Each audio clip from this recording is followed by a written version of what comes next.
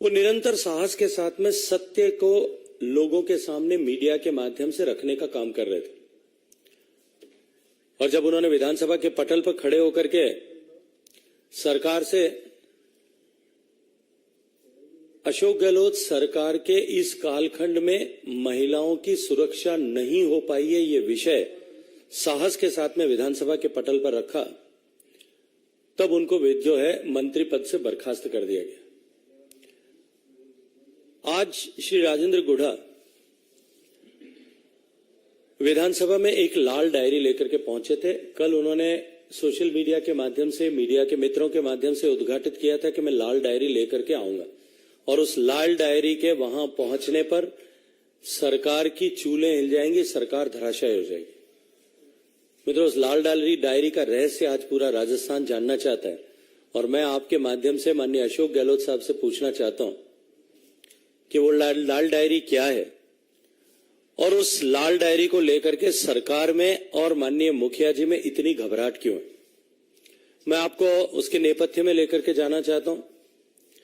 2020 में जब कांग्रेस पार्टी में अंतर्कलह चरम पर था, पार्टी के कुछ विधायक पीसीसी चीफ और डिप्टी चीफ मिनिस्टर के साथ में अपने आला कमान से मिलने के लिए यहां दिल्ली में आकर के, दिल्ली के पास में कहीं आकर के डेरा लगा करके बैठे थे। और उस समय में, उसी कालखंड में, उस समय के बीच में, उसके आसपास, मुझे एग्जैक्ट डेट याद नहीं है, सरकार के एक बहुत वरिष्ठ पदाधिकारी, कांग्रेस पार्टी के वरिष्ठ नेता, मंत्री पद का दर्जा प्राप्त व्यक्ति, जो माननीय गहलोत साहब के राजदार भी हैं और खासदार भी हैं, उनके घर पर इनकम टैक्स ने रेड किया था। और उस रेड में अखबारों में ऐसा छपा था कि उस रेड में एक लाल रंग की डायरी और कुछ आपत्तिजनक दस्तावेज उस समय रिकवर किए गए थे। राजस्थान पुलिस की मिलीभगत से उस समय राजेंद्र गुढ़ा जी जो विधायक थे और माननीय गहलोत साहब के कृपा पात्र थे, उन्होंने खुद कल कहा है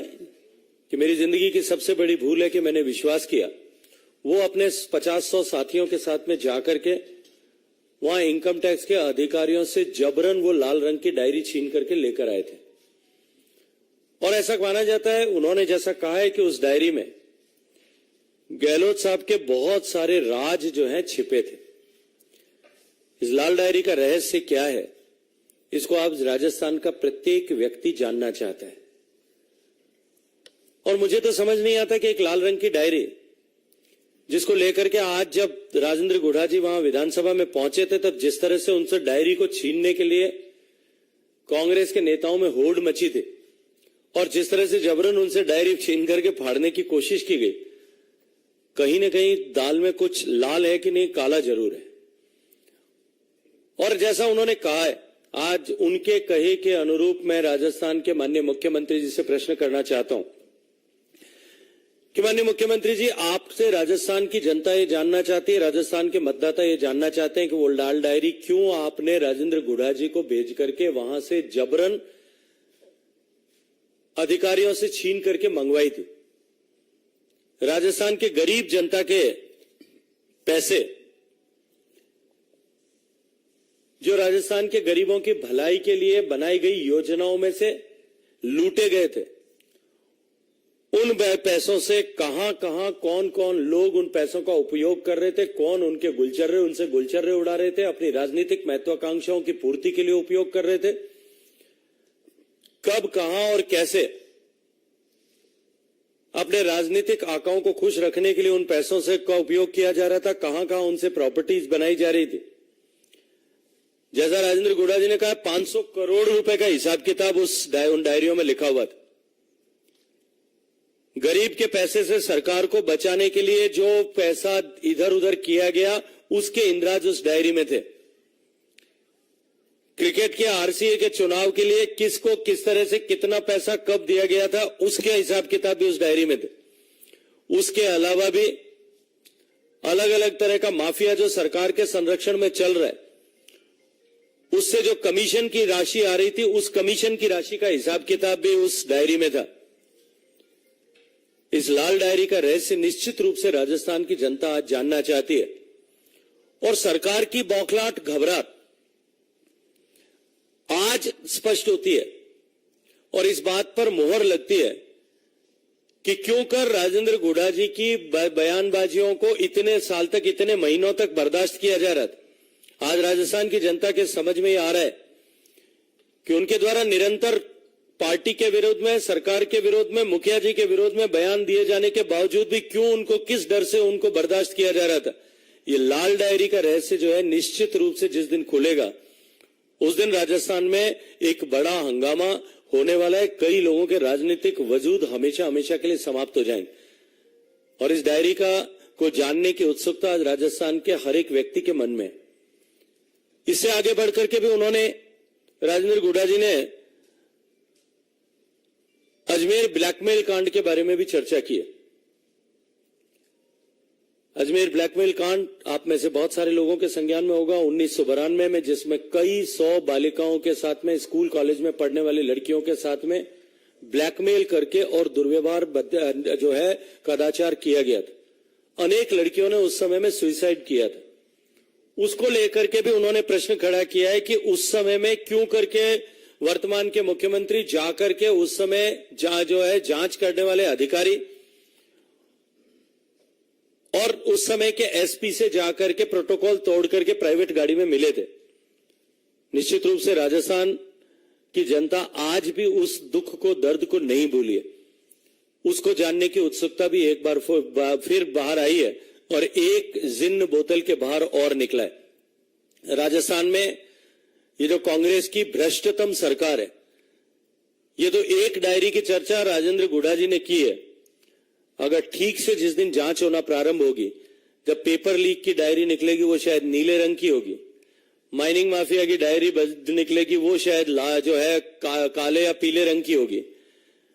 नौकरियों में हुए घोटालों की जब डायरी निकलेगी तो वो किसी और रंग की होगी। माइनिंग के घोटाले की जिस दिन करते उखड़ेंगी उस दिन वो शायद गुलाबी रंग की डायरी निकलेगी। पता नहीं कितने रंगों की डायरियां ऐसी हैं जिनमें हजारों करोड़ रुपए के घोटाले किए गए हैं। उन घोटालों के हिसाब किताब जो है उन डायरियों में दफन है। उन डायरियों को खोज निकालने और उन डायरियों के बारे में जानकारी लेने की राजस्थान की जनता आज इंतजार कर रही है। गरीब के कल्याण के लिए, गरीब के जीवन में परिवर्तन लाने के लिए जो योजनाएं बनी, उन योजनाओं के पैसे को डकार करके ऐसी लाल, पीली, काली, नीली, हरी, गुलाबी डायरियों में लिख करके किन लोगों ने कहां कहां उपयोग किया है, किन किन स्वार्थों के लिए उपयोग किया है। कभी सरकार बचाने के लिए, कभी राज्यसभा का चुनाव जिताने के लिए, कभी बेटे को आरसीए का अध्यक्ष बनाने के लिए, कभी अपने आकाओं को खुश करने के लिए और कभी अपने लिए, अपनी 7 पुश्तों के लिए संपदा एकत्रित करने के लिए जिन्होंने उपयोग किया है, उनसे आज राजस्थान के मतदाता, राजस्थान की जनता, राजस्थान के आबाल वृद्ध सभी लोग जो हैं आज जवाब मांग रहे हैं। मित्रों, राजस्थान में जिस तरह से ये भ्रष्ट सरकार काम कर रही है, इसने भ्रष्टता के सारे रिकॉर्ड तोड़ दिए। केंद्र की योजनाओं के इंप्लीमेंटेशन में भ्रष्टाचार हो रहा है,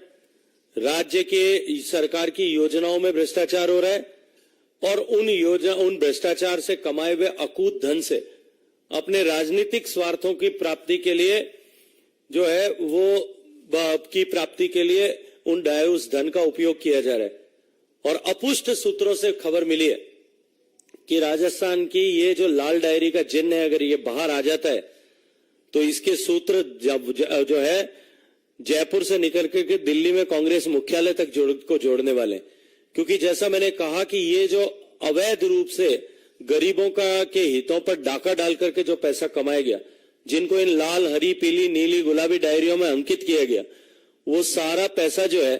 उसमें से बहुत सारा पैसा अपने आला कमान को खुश रख करके और कुर्सियों पर बने रहने के लिए भी उपयोग किया गया है। निश्चित ही ये डायरी का जिन्न एक बार जो निकला है, ये कई दिन तक राजस्थान के राजनीतिक रणांगन में कई दिन तक इस जिन्न का नृत्य आप सबको देखने को दिखाई देगा। बहुत बहुत धन्यवाद।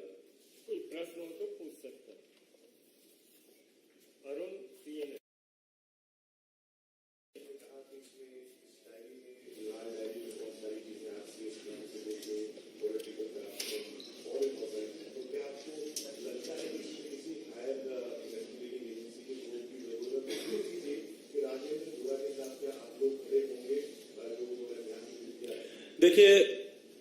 जो कुछ मैंने कहा है वो सब राजेंद्र गुडा जी ने खुद कहा है, जिनके हाथ में वो डायरी थी, जो डायरी छीन करके लाए थे, जिन्होंने डायरी को पढ़ा है, जिन्होंने डायरी को कई दिन तक अपने पास में रखा है, जैसा उन्होंने खुद बताया। उन्होंने इन सब विषयों का उल्लेख किया, लेकिन बात सिर्फ यहीं तक नहीं है, इससे आगे तक भी है। और निश्चित ही ऐसी हर आवाज जो भ्रष्टाचार के खिलाफ, राजस्थान के सरकार के भ्रष्टाचार के खिलाफ खड़ी है, उस सब के खिलाफ, चाहे हमारे राजनीतिक मतभेद हो सकते हैं, लेकिन भ्रष्टाचार के खिलाफ हर उठने वाली आवाज जो है वो राजस्थान की जनता की आवाज है, और राजस्थान की जनता की आवाज के साथ में हम निश्चित रूप से खड़े हैं।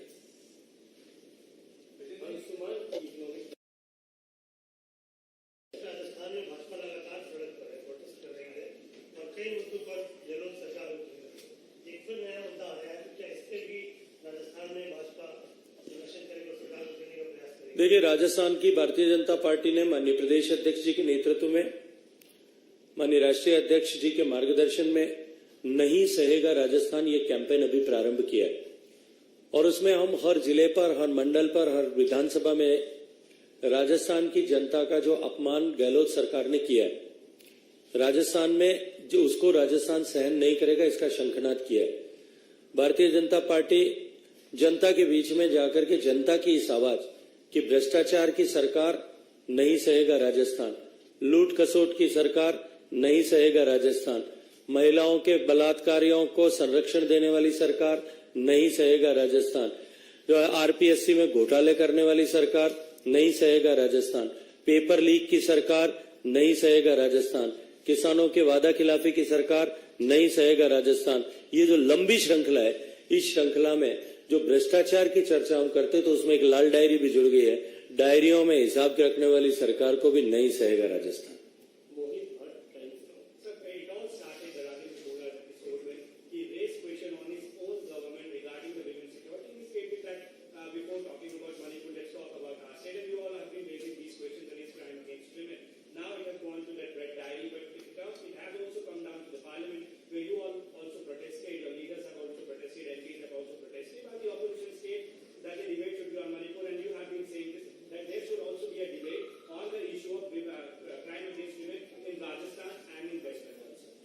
हमने कभी भी मणिपुर के विषय पर डिबेट हो, इसको लेकर के हमारा कहीं मतभेद नहीं है, निश्चित रूप से होनी चाहिए। सरकार डिबेट करना चाहती है, लेकिन विपक्ष भाग रहा है। वो भाग इसलिए रहा है कि जब मणिपुर पर चर्चा होगी तब एक उंगली मणिपुर की तरफ उठेगी तो तीन उंगलियां जो है वो राजस्थान, छत्तीसगढ़, मध्य प्रदेश की तरफ भी उठती हुई दिखाई देंगी। जब कई उंगलियां जो है वो इधर उधर दूसरे प्रदेशों पर भी, कांग्रेस शासित प्रदेशों पर भी उठती हुई दिखाई देंगी। ये उंगलियों का डर जो है, ये डर जो है ये विपक्ष को इस चर्चा से भागने के लिए मजबूर कर रहा है।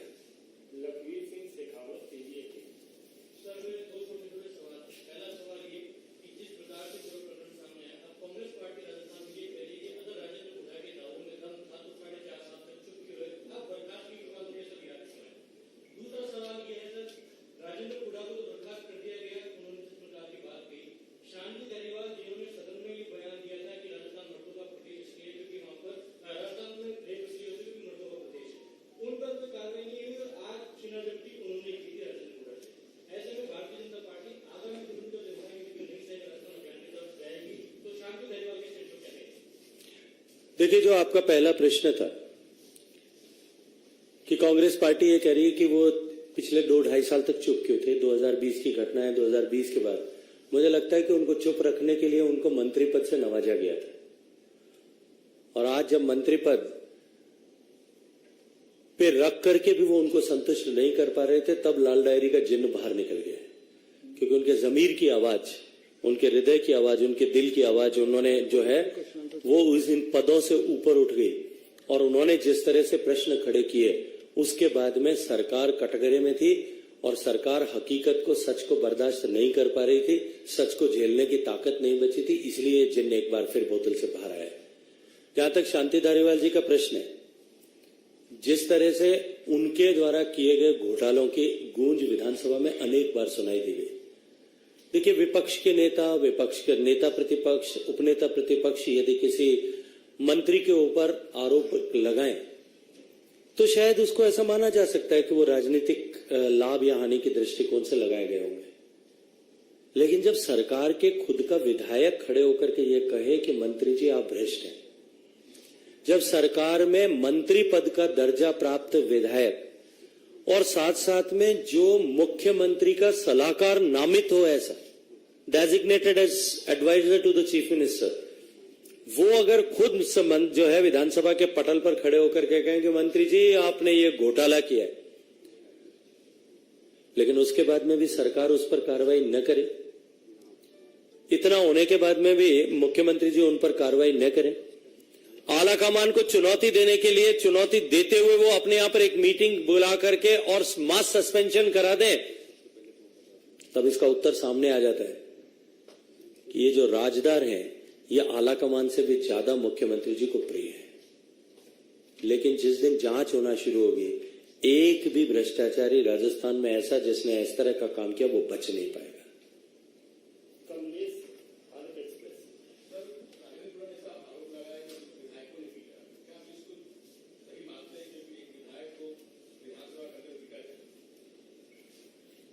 देखिए, मैंने वीडियो नहीं देखा है, लेकिन उसके बाद में आकर के जिस तरह का बयान उन्होंने दिया है कि मार्शल नहीं थे कांग्रेस के, ये तो कुछ वीडियो में अंश भी दिखाई देते हैं थोड़ा बहुत कि जहां कांग्रेस के एक विधायक उनसे डायरी छीनने का कोशिश कर रहे हैं और कई सारे मंत्री और सब मिलकर के उनके साथ में गुत्थम गुत्था हो रहे हैं। उसके बाद जो कुछ हुआ, मैं प्रत्यक्षदर्शी नहीं हूं इसलिए नहीं कह सकता, लेकिन इतना जरूर कहूंगा कि जो कुछ हुआ है वो अच्छा नहीं हुआ है। राजस्थान की ये परंपरा नहीं थी, राजस्थान की परंपराओं से इतर जाकर के जो कुछ हुआ है, इसीलिए मैंने शुरू के वक्तव्य में कहा कि ये काला अध्याय जो है राजस्थान के संसदीय इतिहास में, लोकतांत्रिक इतिहास में लिखा गया। बहुत बहुत धन्यवाद। हाँ, यार आज राजस्थान की बात करते, पंजाब बाहर चल के बात कर लेंगे। अच्छा।